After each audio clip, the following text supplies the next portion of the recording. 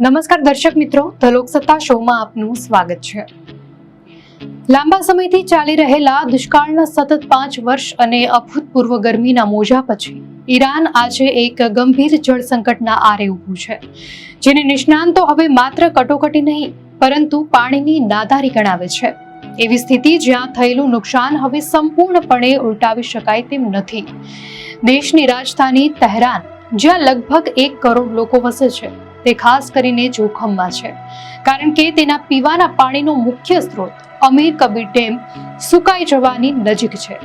રાજધાનીની પાણી કંપનીના ડિરેક્ટર બેહઝાદ પારસાના જણાવ્યા અનુસાર ડેમમાં હવે માત્ર 14 મિલિયન ઘન મીટર પાણી બચ્યું છે, જે ગયા વર્ષના 86 મિલિયન ઘન મીટરની સરખામણીમાં ઘણું ઓછું છે, અને આ વર્તમાન પુરવઠો તહેરાનને માત્ર 2 સપ્તાહ સુધી જ પાણી પૂરું પાડી શકશે। મીડિયા રિપોર્ટ અનુસાર આગામી મહિનાઓમાં વરસાદ નહીં પડે તો પીવાના પાણીના સતત પુરવઠાએ ગંભીર પડકારોનો સામનો કરવો પડશે। અધિકારીઓ ચેતવણી આપે છે કે વપરાશમાં નોંધપાત્ર ઘટાડો ન થતો હોવાથી ટૂંક સમયમાં રાજધાનીના કેટલાક ભાગોમાં ડે ઝીરોની પરિસ્થિતિ સર્જાઈ શકે છે, જ્યાં ઘરોના નળ વારાફરતી બંધ કરવામાં આવે છે અને પાણીનું વિતરણ ટેન્કરો દ્વારા રેશનિંગ પદ્ધતિથી કરવામાં આવે છે। જો કે હોસ્પિટલો અને આવશ્યક સેવાઓને અગ્રતા આપવામાં આવશે। આ ગંભીર પરિસ્થિતિના પરિણામે તહેરાન અને ખુઝેસ્તાન, સિસ્તાન, બલુચિસ્તાન જેવા અન્ય પ્રાંતોમાં સામાન્ય જનજીવન અસહ્ય રીતે ખોરવાઈ ગયું છે। રહેવાસીઓ પાણીના પ્રેશરમાં તીવ્ર ઘટાડો અને બહુમાળી ઇમારતોમાં પાણીની સંપૂર્ણ ગેરહાજરીનો અનુભવ કરી રહ્યા છે। લોકોએ વીજળીના પુરવઠામાં પણ ખલેલ પડવાની ફરિયાદ કરી છે, જેના કારણે લિફ્ટ અને ઇન્ટરનેટ જેવી સેવાઓ પણ ખોરવાઈ છે, અને ઉનાળાના ગરમ હવામાનમાં વાયુ પ્રદૂષણ વચ્ચે પરિસ્થિતિ વધુ વિકટ બની જાય છે। પાણીની અછતને લીધે ઉર્જા સંકટ પણ વકર્યું છે, કારણ કે જળાશયો ખાલી થવાથી જળ વિદ્યુતનું ઉત્પાદન ભાંગી પડ્યું છે, અને એર કન્ડિશનિંગની વધતી માંગને પહોંચી વળવા માટે ગેસ આધારિત પ્લાન્ટ્સ સંઘર્ષ કરી રહ્યા છે। વીજળીની માંગ ખાતરીબંધ સપ્લાય કરતા ઘણી વધી જવાથી દિવસમાં 2 થી 4 કલાકના નિયમિત બ્લેકઆઉટ સામાન્ય બની ગયા છે, જેની સૌથી ખરાબ અસર ગરીબ વર્ગને થાય છે, જેમની પાસે જનરેટર જેવા વૈકલ્પિક સ્ત્રોત હોતા નથી।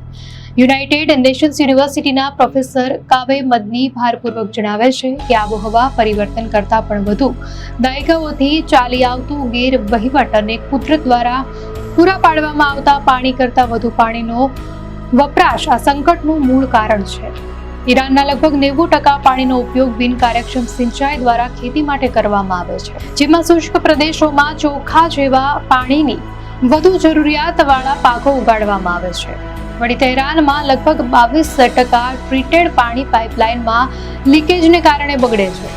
વધુમાં 1970ના દાયકાથી ભૂગર્ભ જળનું જોરદાર દોહન થતા તેના 70%થી વધારે અનામત જળભંડાર ખતમ થઈ ગયા છે, જેના કારણે કેટલાક જિલ્લાઓમાં જમીન દર વર્ષે 25 સેન્ટીમીટર જેટલી ડૂબી રહી છે।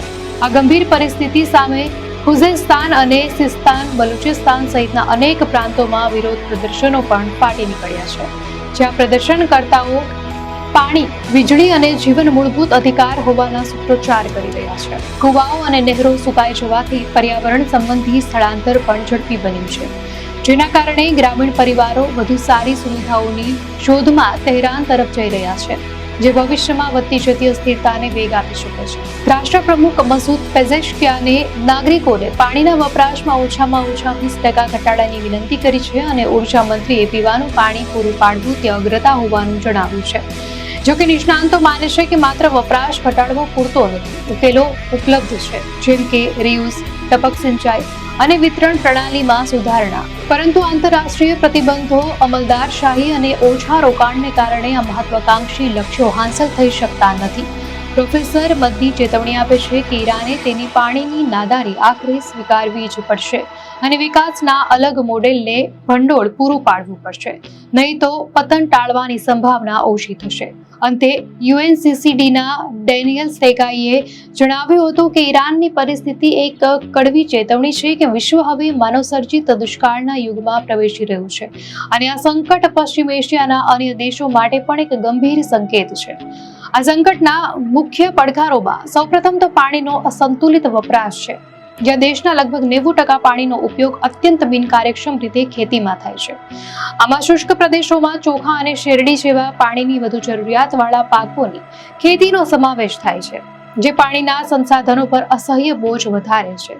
બીજો મોટો પડકાર જર્જરિત માળખાગત સુવિધા છે, ખાસ કરીને તહેરાન જેવા મોટા શહેરોમાં, જ્યાં પાઇપલાઇનમાં લીકેજને કારણે લગભગ 22% ટ્રીટેડ પાણીનો બગાડ થાય છે. વધુમાં દાયકાઓથી ભૂગર્ભ જળનું અતિશય દોહન કરવામાં આવ્યું છે, જેના કારણે ભૂગર્ભ જળ ભંડારનો મોટો ભાગ ખતમ થઈ ગયો છે અને કેટલાક વિસ્તારોમાં જમીન ધસી પડવાની સમસ્યા પણ સર્જાઈ છે, જે પાણીના સંગ્રહની ક્ષમતાને કાયમ માટે નુકસાન પહોંચાડે છે. આ તમામ પડકારો ઉપરાંત આંતરરાષ્ટ્રીય પ્રતિબંધોને કારણે આવશ્યક ટેકનોલોજી, રોકાણ અને આધુનિકીકરણના પ્રયાસોમાં અવરોધ ઊભો થાય છે. જ્યારે અમલદારશાહી અને રાજકીય ઇન્ફ્રારેડ ટેપ મહત્વાકાંક્ષી જળ સંરક્ષણ લક્ષ્યોને સમયસર હાંસલ થવા દેતા નથી. આ ભયાનક સંકટમાંથી બહાર નીકળવા માટે નિષ્ણાંતો દ્વારા તાત્કાલિક અને સંકલિત નીતિગત ઉકેલો સૂચવવામાં આવ્યા છે. સૌપ્રથમ અને સૌથી મહત્વપૂર્ણ ઉકેલ ખેતીની પદ્ધતિઓમાં ક્રાંતિકારી પરિવર્તન લાવવાનો છે. ઈરાને રિયુઝ, ટપક સિંચાઈ અને અન્ય કાર્યક્ષમ સિંચાઈ તકનીકો અપનાવીને રાષ્ટ્રીય પાણીના વપરાશમાં વાર્ષિક 45 અબજ ઘન મીટરનો ઘટાડો કરવાનું લક્ષ્ય રાખ્યું છે. આ ઉપરાંત શુષ્ક વિસ્તારોમાં પાણીની ઓછી જરૂરિયાતવાળા પાકો તરફ વળવું અને પાણીના ઉપયોગની કાર્યક્ષમતા વધારવા માટે ખેડૂતોને પ્રોત્સાહિત કરવા જરૂરી છે. બીજો આવશ્યક ઉપાય પાણીના નુકસાનને અટકાવવા માટે શહેરી વિતરણ પ્રણાલીનું આધુનિકીકરણ અને રિપેરિંગ કરવાનો છે. આમાં લીકેજને ઝડપથી શોધવા અને તેને દૂર કરવા માટેની સ્માર્ટ ટેકનોલોજીનો ઉપયોગ કરવો જોઈએ. ત્રીજો મહત્વનો ઉકેલ જળ, ઉર્જા અને જમીનની નીતિઓ વચ્ચે સંકલન સ્થાપિત કરવાનો છે, જેને વોટર એનર્જી ફૂડ નેક્સસ અભિગમ તરીકે પણ ઓળખવામાં આવે છે, જેથી એક ક્ષેત્રમાં લેવાયેલા નિર્ણયની બીજા ક્ષેત્ર પર થતી નકારાત્મક અસર ટાળી શકાય. પર્યાવરણવાદી પ્રોફેસર કાવે મદનીના મતે ઈરાની સરકારે આખરે તેની પાણીની નાદારી સ્વીકારવી પડશે અને તેના વિકાસ મોડેલની પુનર્વિચારણા કરીને પાણી બચાવવા માટેના પ્રોજેક્ટ્સને તાત્કાલિક ભંડોળ પૂરું પાડવું પડશે. આ ટેકનિક ઉકેલો ઉપલબ્ધ છે, પરંતુ સૌથી મોટો પડકાર તેમની નીતિ બનાવવાનો અને અસરકારક રીતે તેનો અમલ કરવાનો છે, જેથી દુષ્કાળના આગામી અને સંભવિત વધુ કઠોર વર્ષોનો સામનો કરી શકાય. દર્શક મિત્રો, અંગે આપની શું પ્રતિક્રિયા છે અમને કોમેન્ટમાં ચોક્કસથી જણાવશો અને જો આપને આ માહિતી સારી લાગી હોય તો વિડીયોને લાઈક કરો અને ચેનલને સબસ્ક્રાઇબ કરો.